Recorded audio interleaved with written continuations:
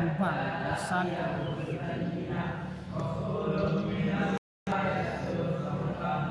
Nah, adapun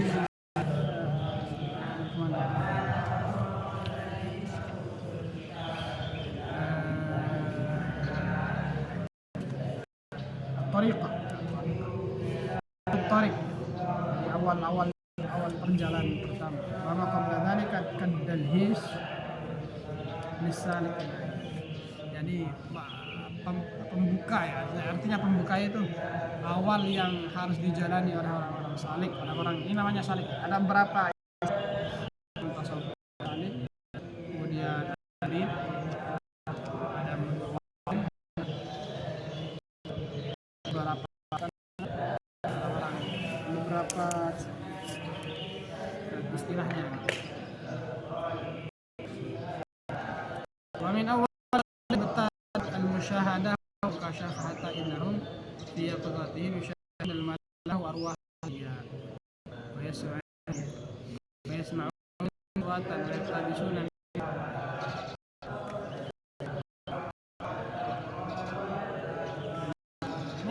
Tapi pengalaman dia sekali lagi.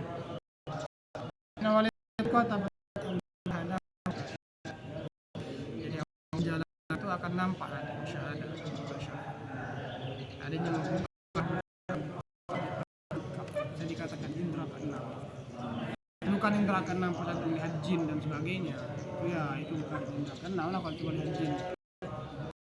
Dikarenakan hatta innahum fi yaqzatin musyahidu dan malaikah wa arwahihim.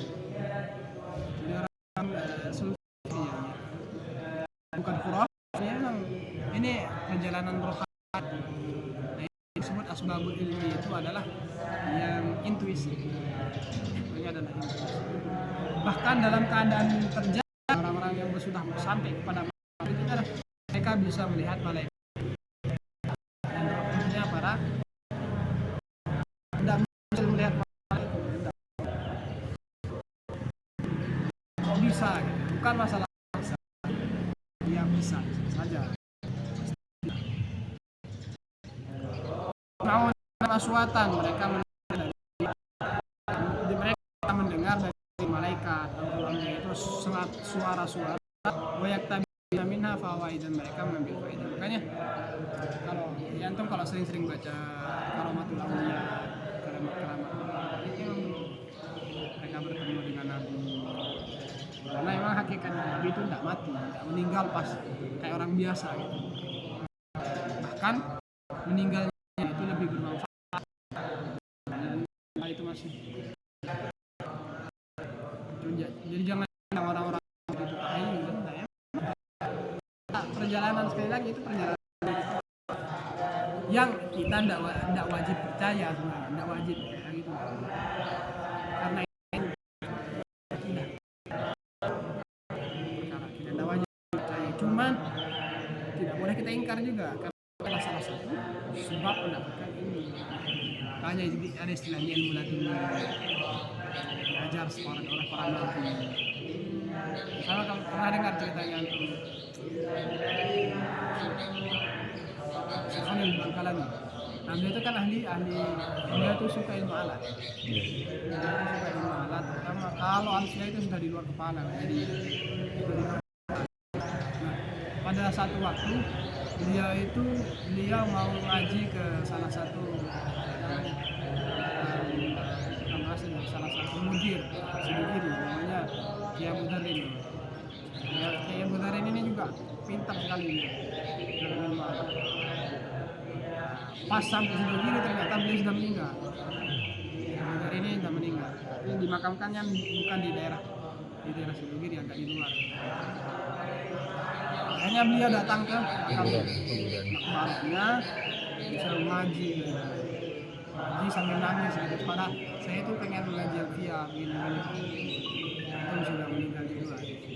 Ngaji sampai karena capek mengaji akhirnya tertidur. Setelah tertidur diajarkan dalam mimpi. Hatam satu alfiah itu. Bisa, kemungkinan bisa, sangat bisa sekali. Apalagi itu adalah orang soleh. Misalnya sangat bisa. Ini bukan berarti keluar dari rasionalitas, bukan keluar dari logika. Nah, di sini sudah tidak berbicara logika lagi, karena logika itu sudah dilewati oleh Imam Ghazali atau di filsafat ilmu kalam. Jadi logika di sini sudah tidak berguna gitu. Maksudnya tidak berguna itu bukan pada sudah tidak pada dunia logika. Dengan logika.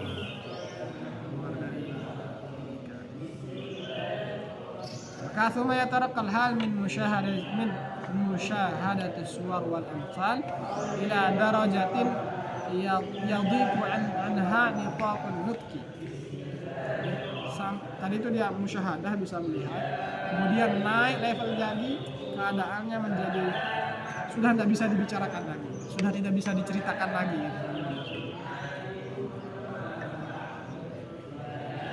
Itu istilahnya darajat yadhiqu anha nifaqun nutqi, sudah tidak bisa digambarkan lagi.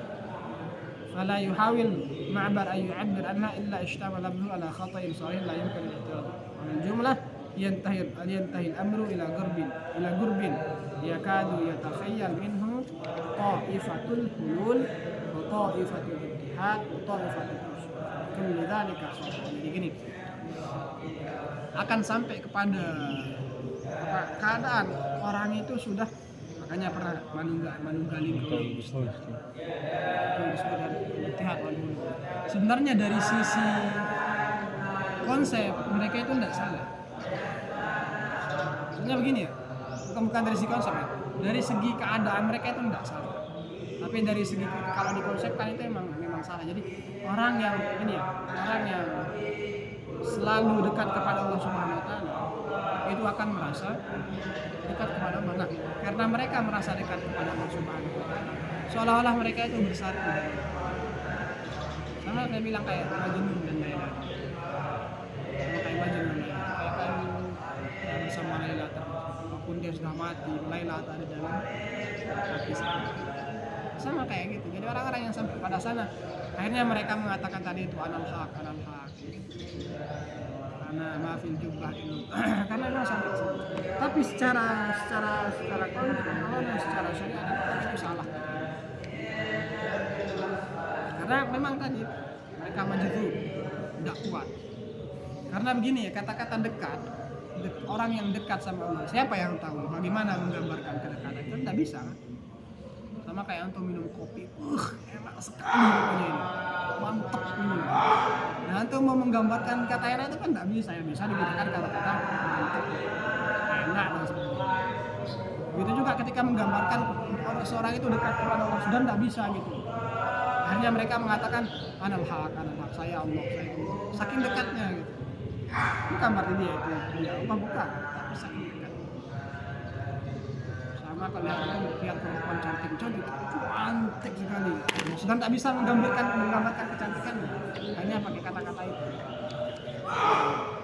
Ya, ini salah. Waqad bayyana wajhal khata' fi kitabil maqsadil asma. Nanti mungkin bisa baca kitab maqsadil asma fi syarhi asma'il husna. Bal alladhi la basathu tilkal halah lam la yanbaghi yazid ala yakul. Ini digarisbawahi juga ya. Wa kana ma kana mimma nasalkurhu fadanna khairan wa la tudil khair. Wabil jumlah faman lam yarzuq minhu syai'an bidzauq. Orang yang tidak diberikan rezeki untuk bidzauq dengan cara tadi itu, merasakannya tadi itu. Falaisa yudriku min haqiqatin nubuwah illa al-ism. Mereka tidak akan bisa mendapatkan hakikat daripada kenabian kecuali nama saja. Maksudnya karena nur nubuwah, jadi seharusnya adalah, jadi gini ya, ilmu itu kan ada gerbangnya. Nah, gerbang daripada keilmuan itu adalah kenabian. Jadi gerbang ilmu itu adalah kenabian. Nah, orang yang tidak diberikan rezeki oleh Allah Subhanahu wa taala untuk merasakan thariqus sufiyah tadi, maka mereka tidak akan mendapatkan hakikat kenabian yang mendapatkan ilmu langsung. Kecuali kita hanya menyebut yang Nabi Muhammad ya sudah membawa risalah saja. Cuma itu yang kita tahu. Tapi hakikat bagaimana ilmu itu diberikan langsung itu kita tidak akan dapat. Wa karamatul awliya wa karamatul awliya tahqiq bidayah. Jadi gini ya, keramatnya para nabi ya, ini keramatnya para wali itu adalah permulaan kenabian. Karena setinggi-tingginya wali, setinggi-tingginya misalnya Syekh Abdul Qadir Al-Jilani, ya tidak akan sampai kepada telapak kakinya Nabi Muhammad gitu. Jadi akhir daripada keramat dari ada seorang wali bisa terbang misalnya, itu ya baru bidayatul anbiya. Maka dzalika awwala hali Rasulullah sallallahu alaihi wasallam tabattal hina aqbala ila Jabal Hira hina kana yakhlu minhu bi rabbil tabattal itu yang beribadah. Al-batul itu orang yang sering beribadah. Dan ini keadaan yang dirasakan oleh Rasulullah ketika beliau beribadah di gua Hira. Hatta qalatil Arab inna Muhammadan 'ashaqa rabbahu. Muhammad itu kayak mabuk kepalang kepada Tuhannya. Ya, itu awalnya Nabi itu seperti itu. Akhir daripada perjalanan para wali. Nah, makanya kalau menurut para filsuf, kenabian itu nubuah itu adalah al-kasbu. Bisa diusahakan, orang bisa jadi nabi. Tapi kalau menurut para mutakallim, nabi itu adalah pemberian. Makanya innallaha astafa Adam, pakai istafa itu ikhtar, memilih. Bukan kehendak, tidak bisa. Kalau derajat para anak wali masih bisa diikhtiarkan, tapi kalau derajat nabi tidak bisa, memang dipilihkan Allah. وهذه حالة يتحقق بالذوق وهذه حالة يتحققها بالذوق من سلك سبيلها. Jadi ya apa yang dirasakan oleh Nabi Muhammad ini, yaitu beliau itu sangat rindu kepada Tuhannya, kecuali adalah orang yang mengikuti jalan beliau tadi itu berkhulwat dan sebagainya. Faman lam yurzaq adz-dzauq fayatayaqqanha bitajribah wa tasamu in aktsara minhu as-suhbah hatta yafham dzalika biqara'ihim. Ya orang yang ini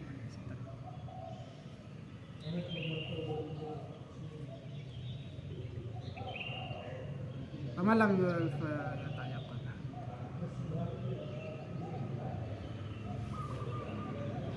Jadi orang yang tidak diberikan kayak kita ini, orang yang tidak diberi rezeki tentang bagaimana merasakan thariqus sufiyah tadi itu, maka meyakininya dengan bagaimana ya, dengan cara beristifadah dari orang-orang sufi tadi itu, dengan bertajribah. Yang digunakan adalah ini yang maksudnya tajribah itu ya beliau melaksanakan dia tanpa bimbingan. Maksudnya tanpa bimbingan itu tanpa harus, biasanya dalam tasawuf itu kan harus ada mursyid dan sebagainya, harus tajribah sehingga mereka yakin ada qarinah nanti. Waman jalasahum istafada minhum hadal iman. Ini orang yang bermujalasah dengan orang sufi itu akan mendapatkan keimanan ini. Fahumul qaum la yashqa jalisuhum. Mereka adalah orang-orang yang selalu la yashqa, ini tidak memberikan satu mudarat kepada orang yang tinggal dengan dirinya gitu.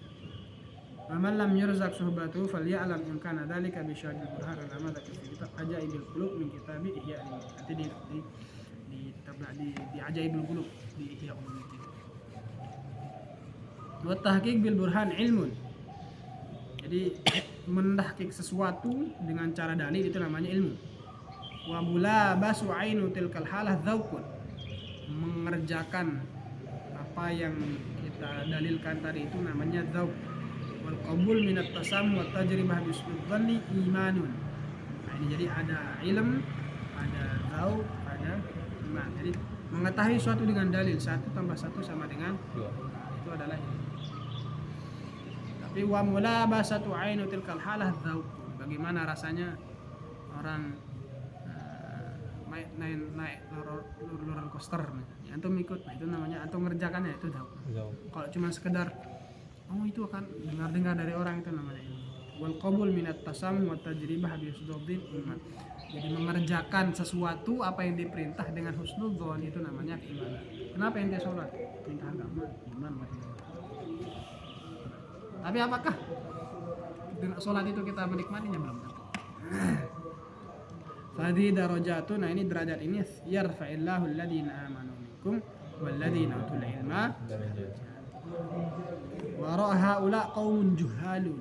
di belakang mereka itu orang kaum yang jahil gitu. Humul munkiruna li asli dzalika, mereka tidak percaya dengan ini ya, ini tasawuf tadi, al muta'ajjibuna min hadzal kalam, dan mereka ta'ajjub dari kalam, yastami'una wa yaskharuna yaqulun al ajab innahum kaifa yahduna wa fihim qala Allah ta'ala wa minhum man yastami' ilaika hatta idza kharaju min 'indika qalu lilladheena utul 'ilma madza qala anifa ulaika alladziina taba'a Allahu 'ala qulubihim wattabaa'u ghayra. Orang yang mengingkari turuq sufiyah ini menurut Imam Ghazali, ini mereka orang-orang yang jahil. Apa sih? Masa ada orang bisa bicara sama Nabi? Masa ada orang bisa mendengarkan, diajarkan?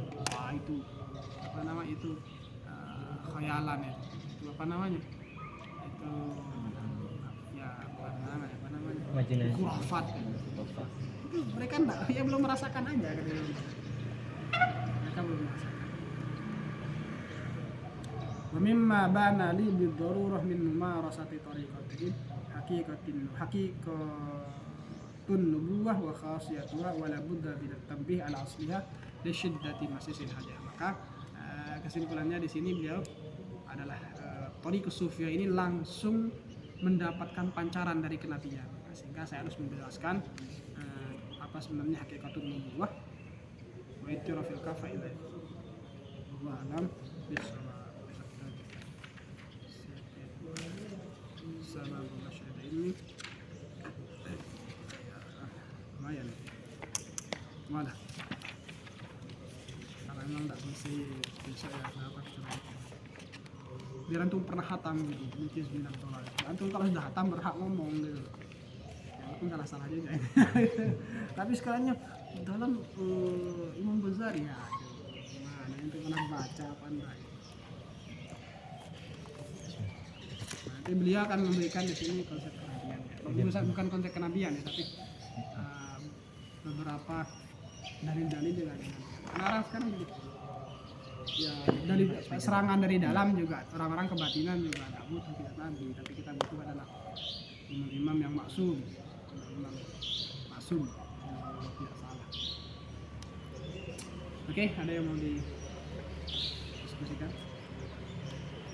Jadi kalau misalnya itu, kapan orang itu harus mengikuti thariqah sufiyah?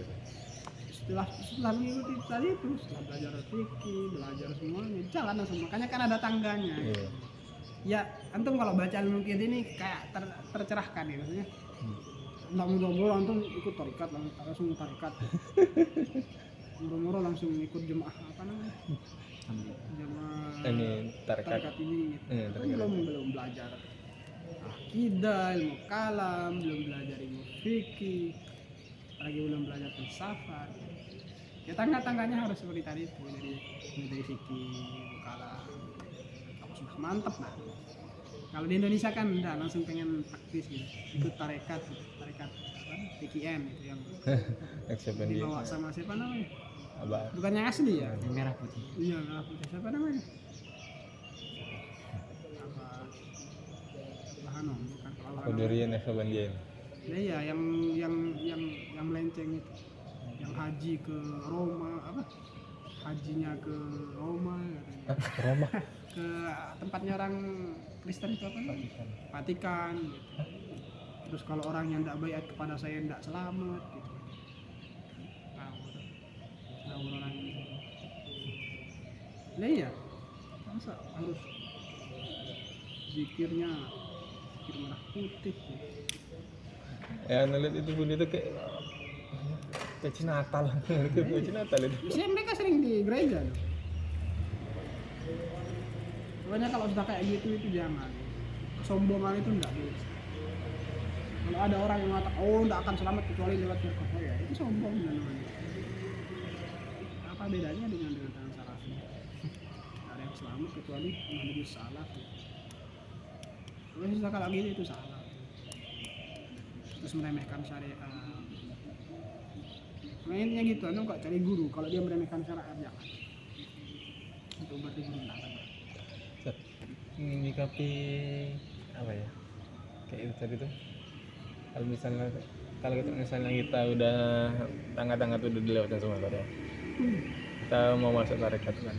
Bang kadang kita nemuin di tarekat tuh di pengikut atau ada yang kayak ya melenceng gitu. Nah iya, makanya saya bilang tadi itu. Jadi tidak semua tarekat, apalagi di Indonesia ya. Apalagi di Indonesia subur sekali kayak gitu. Tidak semua tarekat itu. Nah, pokoknya intinya kita jadi pengikatnya itu satu ya, syariat itu. Kalau sudah mulai sholat itu ya nanti aja lah, itu berarti ya, salah ya. batin. Ini kapan?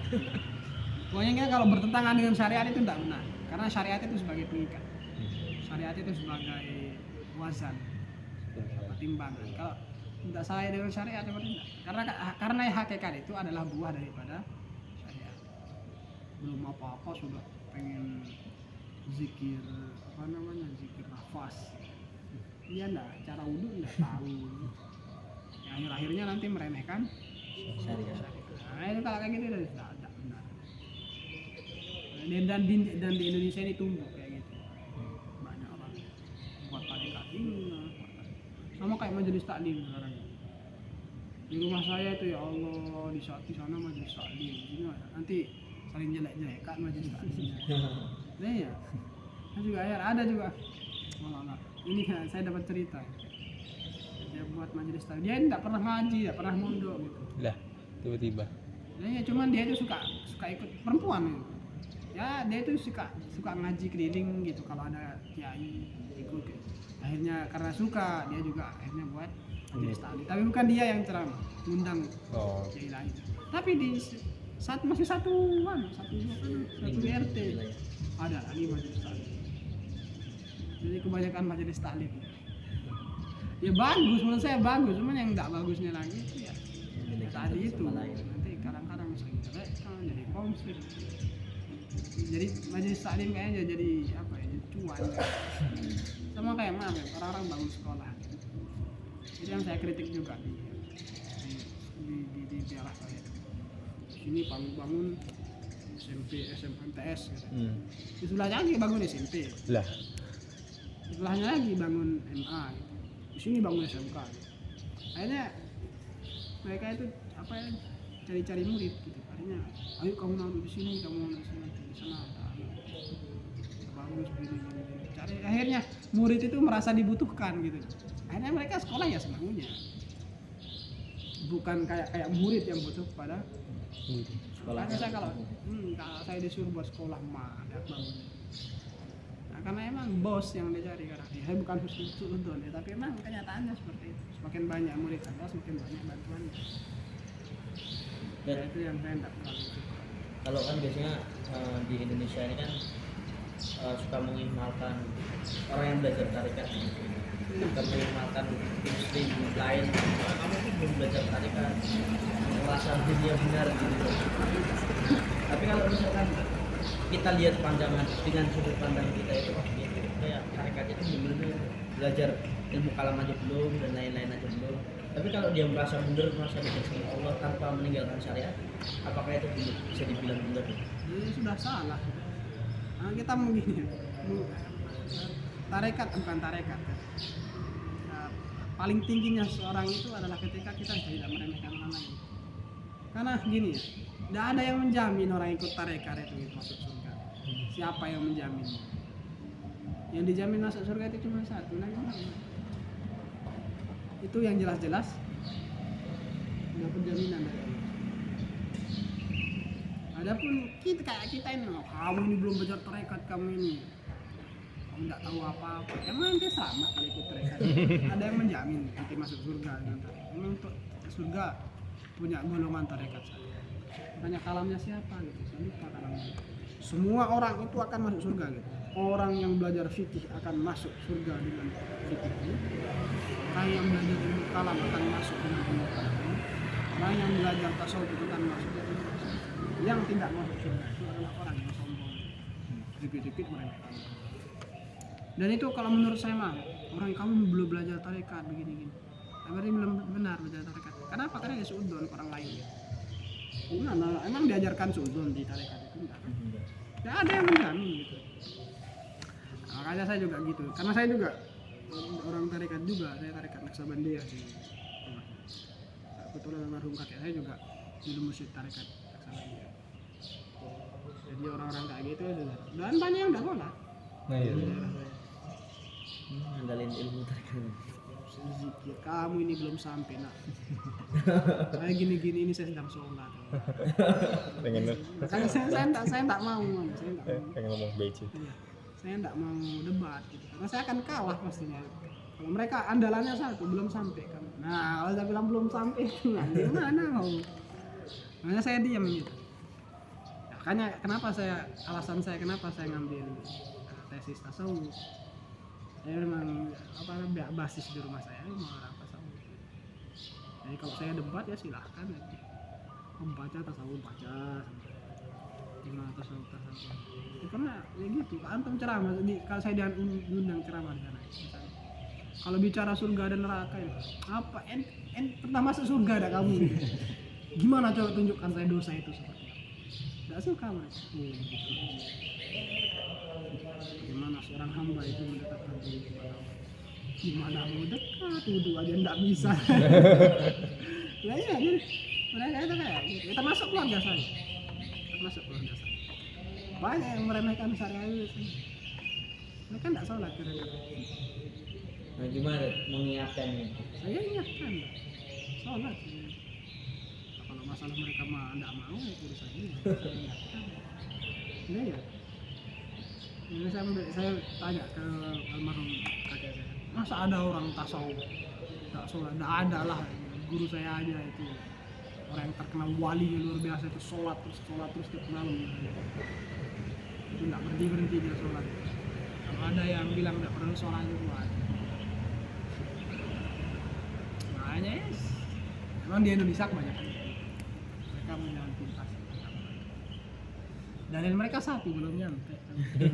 Kalau saya bilang belum nyampe itu sudah lah, saya bilang apanya yang mau di depan itu belum nyampe. Apalagi di Jawa ini, yang ke Jawa ini agak sulit.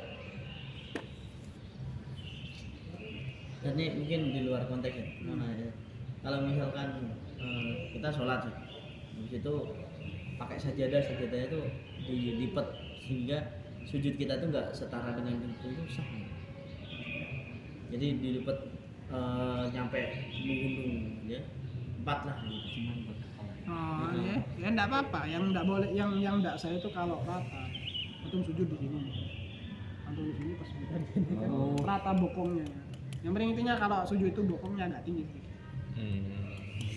Sama kayak antum bisul misalnya segini bisulnya itu kan, ini kalau enggak saya pakai apa namanya, masa ada sujudnya begini kan bantal ya. Bantalnya enggak apa. Nah di rumah tuh ini Zat, di musola berarti ya. Habis itu Aneh di rumahnya tapi ada aja masalah ya. Kan habis sholat ya, habis itu lagi zikir tak lipat sajadah. Sholat ba'diyah tuh dalam keadaan sajadah tuh tak lipat sampai segitiga persegi itu. Pas pulang ke rumah bapak, sama bapakku, sekalian aja sujud pakai bantal gitu. Loh, kenapa Pak? Itu sejadahnya kayak gitu. Oh, berarti pengalaman itu sendiri. Iya. Ya enggak apa-apa karena ini saya berbicara madzhab Syafi'iyah. Kalau syaratnya itu bokong itu agak tinggi. Makanya antum kalau sujudnya apa namanya? Sujudnya kayak ini gitu misalnya gini. Itu enggak salah. Oh, Jadi syaratnya itu. Bukan gitu. Jadi harus agak bokong itu agak lebih tinggi gitu. Makanya antum kalau sujud di sini bisa gini. Atau sujudnya freestyle gitu.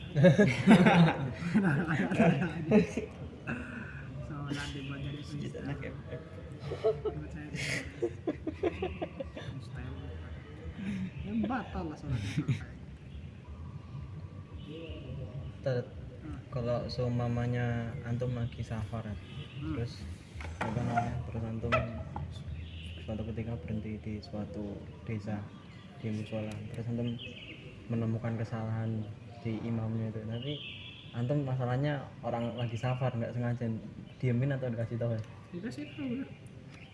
Justru karena mereka nggak kenal saya lah justru lebih baik kan. Soalnya kemarin gini kemarin kan pergi ya, dari Telaga Ngebul, terus suatu singkat cerita sholat maghrib itu transit di masjid di kampung, nggak tahu kampung mana, masih kawasan deket, nggak deket-deket banget sih, tapi udah di jalur Ngebul lah, mau ke jalan raya sini. Nah itu waktu membaca surat itu imamnya itu apa Salah. salah sabisma rob kan ada sabisma robikal a'la tuh tapi beliau ini imamnya ini baca sabisma robikal lati a'la ditambahin alati. Ya ditegur lah. Tapi karena pakaian anak beda sendiri kan pakai itu masjidnya NU kayaknya jadi sarung apa kan anak Enggak lah. dilirik. Emang yang negur harus pakai sarung. Ya, kalau kayak gitu modelnya ya ruwet. Nggak enak langsung anak indikol aja lah pergi lah habis pikir dilirik juga berarti ditegur nggak apa-apa ya? Ya, bukan masalah ditegur, enggak apa-apa ya, memang harus ditegur ya, orang salah itu enggak tegur ya gimana ya, ditegur aja Nggak enak justru mereka akan makanya tergantung sebenarnya, ada kadang orang enggak suka ditegur gitu. Ya, ditegur. Ingat kemarin kan Jumatan juga. Gimana? Ada ibu-ibu ikut juga. Enggak apa-apa, tapi enggak wajib. Tapi permasalahan yang lumayan geli bahasanya di dalam mazhab Syafi'i. Kan Jumatan bagi perempuan itu kan sunnah. Sunnah mazhab Syafi'i tidak wajib.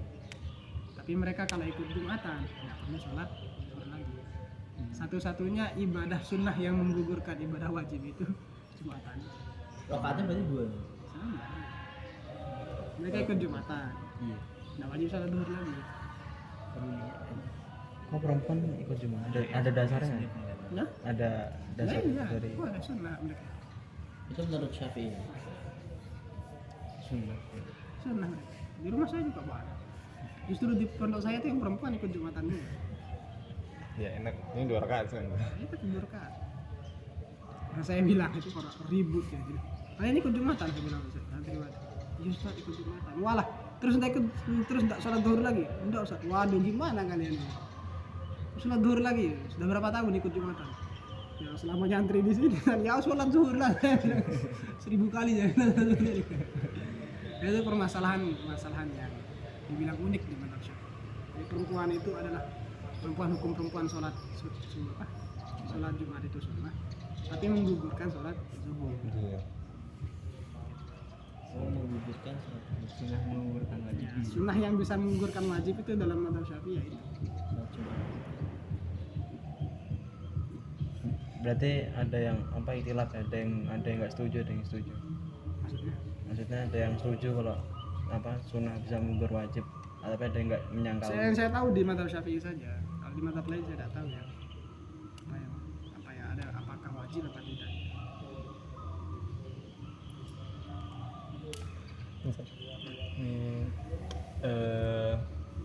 Kadang di asrama tuh Ustaz, banyak apa tuh namanya tuh, banyak kucing Ustaz.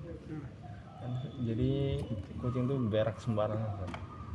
Kadang itu pas berak sembarangan tuh kan di sekitar musola tuh tercium di sekitar jalan ya, di jalan asrama tuh, di lantai itu cium bau kotoran, sing kotoran Ustaz. Itu di jalan tuh kan jadi was-was, ini ada najis apa enggak nih lewat sini kan. Jadi anak masuk kalau mau sholat tuh Ya daripada antum was-was jangan sholat di sana. Nanti ya sholat sampai akhir was-was terus ya. Dia sholat di lain. ya cuma misalnya pas jalan itu pas jalan Iya. pas jalan tuh kan takutnya pas di itu kan Ya takutnya berarti nggak ada lasul adam gitu aja asalnya itu oh enggak nggak ada. enggak berarti enggak dianggap enggak Ya, enggak nggak ada lah. Kecuali kalau pas becek kita ada yang bangun. Kalau itu nggak ada ya nggak ada. Dan kembali ke sholat Jumat tadi. Kalau misalkan sholat Jumat kan minimal 40 orang. Dan kebanyakan kemarin aku waktu KKN itu ada yang daerahnya terpencil gitu. Jadi kakaknya cuma berapa keluarga dan di situ ada masjid gitu. Kalau misalkan itu kurangan jamaah satu sih. Kalau misalkan perempuan ini posisinya buat melengkapi 40 orang itu Nggak bisa. Perempuan, jadi mereka itu tidak wajib. Yang ada istilahnya gini dalam mazhab Syafi'i. Orang yang sah sholat Jumatnya ada orang yang mengesahkan sholat Jumat. Kita di sini itu sah sholat Jumat, cuma tidak bisa mengesahkan. Jadi gini, sebenarnya kalau mengikut pendapat mazhab Syafi'i, ini sholat Jumat tidak sah di sini. nah, Karena yang orang yang mukim itu kurang dari 40. Coba dosen berapa yang hadir yang mukim? tapi kemarin kayak itu lebih. Dosennya lebih 40 kan? Kalau dosennya nggak tahu. orangnya tak itu lebih Yang mukim sini. Hah, Oh gitu. iya.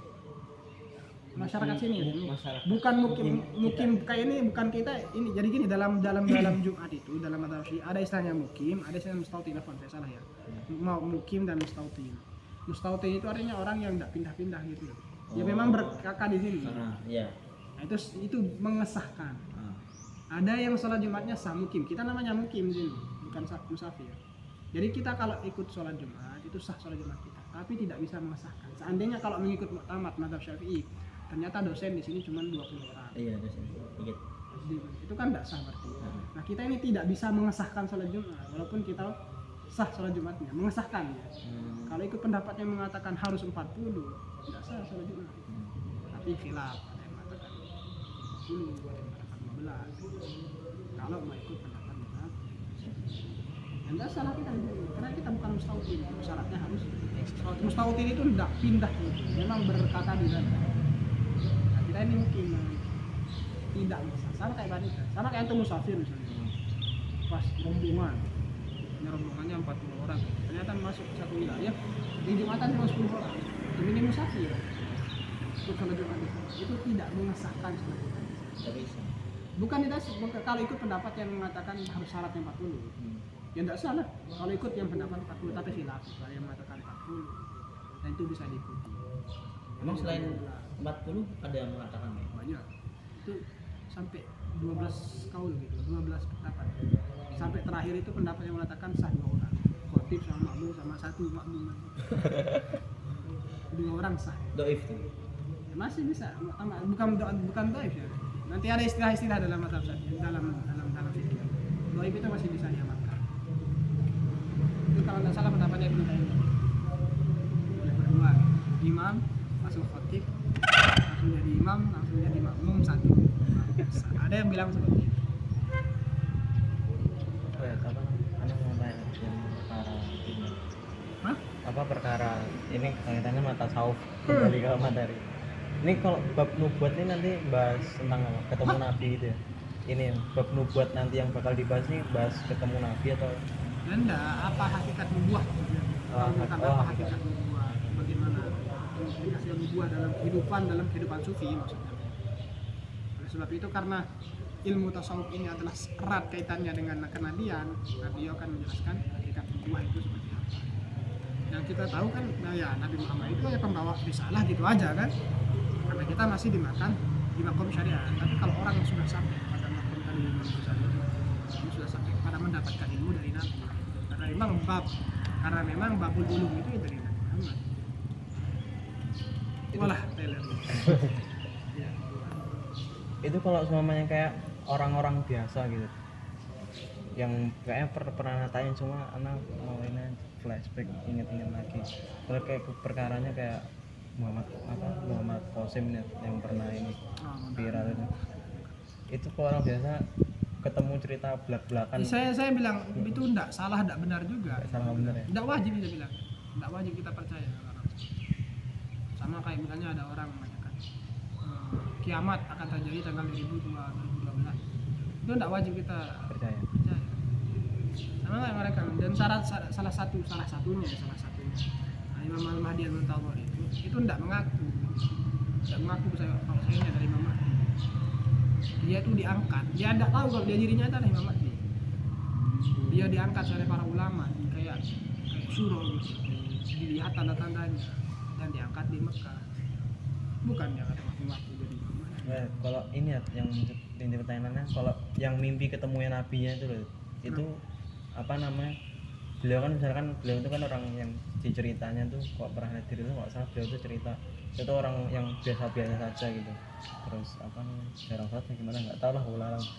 Nah itu ya ceritanya beliau ketemu nabi itu, kalau semisal itu ada orang terus cerita ketemu nabi itu bijaknya tuh apa namanya diceritakan ke khalayak umum atau Jangan lah, itu jadi fitnah nanti di bab saya lupa itu di kitab apa gitu, apa di sini ya.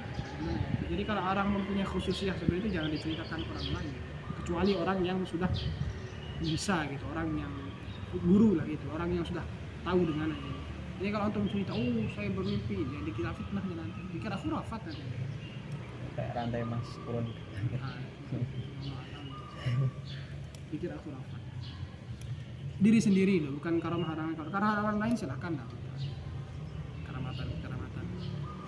Tapi kalau antum misalnya diberikan khususi ya diberikan ini mimpi sama Nabi Muhammad, mimpi ceritakan kepada orang yang sudah paham, pada kiai yang sudah paham. Kalau orang misalnya jangan. Paham di sini, paham konteks tasawuf. Iya ya, konteks kata tasawuf. Orang yang nggak tahu apa itu tasawuf orang dibilang khurafat nanti. Dan mazhab itu kan ada banyak. Mazhab. Mazhab Maliki, Hambali, Syafi'i. Itu kita harus mengikuti satu atau boleh semua? Ya ulama beda juga. Ada yang mengatakan harus satu, boleh pindah dalam keadaan darurat. Ada yang bilang boleh semua. Dalam artinya pindah. Tapi sulit. Tentu mau pindah ke mazhab lain itu sulit karena harus tahu syarat-syaratnya. Jangan murah-murah antum pendapat lagi. Harus tahu juga. Makanya mengamalkan pendapat dhaif dalam mazhab Syafi'i itu lebih baik daripada mengamalkan pendapat yang tidak baik tapi mazhab lain. Karena syaratnya. Tapi kalau untuk orang yang sangat awam sekali ya, yang penting amal mereka cocok dengan salah satu.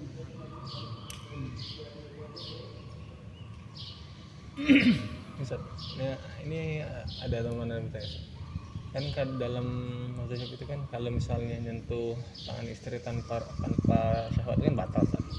Ya, Maka dia tuh nanya kalau misalnya ikut pendapat mazhab Malik nggak batal asal nggak ada syahwat itu gimana sih? ya enggak apa-apa, tapi dia harus mengetahui dulu syarat-syaratnya enggak batal itu seperti apa. Kecuali kalau saya pribadi saya bukan enggak bisa ya, kalau mau pindah ke mazhab lain itu harus pelajari dulu apa qadhiyah satu mazhab itu, jangan sampai talfik nanti. Talfik itu ngambil enaknya aja gitu. Kalau umroh gimana? Makanya kan jemaah umrah itu biasanya diberitahu. Malam juga kalau ada travel yang orangnya cuma yang penting jalan ke sana. Biasanya diberi taklim juga. Jadi kalau seperti ini karena pendapat mazhab Maliki, syaratnya seperti ini. Oh, jadi Ya, makanya antum kalau mau travel halal betul-betul halal gitu. Nggak ada korupsi. Nggak ada korupsinya. syar'ian korupsi. Melayani tamu Allah bilang aja jual beli. Astagfirullah. Bisnis kan jadinya. Iya, Bisnis. Kalau menurut saya kan. Nah ya, saya gitu. Biasa antum kalau pasti ya, kalau antum biasa jadi star terkenal, pasti akan banyak diminta sama travel nanti. Antum nanti umroh sama saya ya, tapi dengan syarat iklankan. Nah, kalau saya pribadi, Skip. pada bahasa Allah kita yang bukan ya kan? Tanggung jawab. Tanggung jawab. Itu kan Ustaz saya bahasa lama itu. Khalid bahasa. Ustaz Khalid ini kan kena enggak kasih. Beliau tuh bukan saksi tuh. Saksi itu bisa naik anunya nanti apa namanya? Dia tersangka. Naik jadi tersangka nanti. Awal tuh itu kalau menjadi saksi ahli.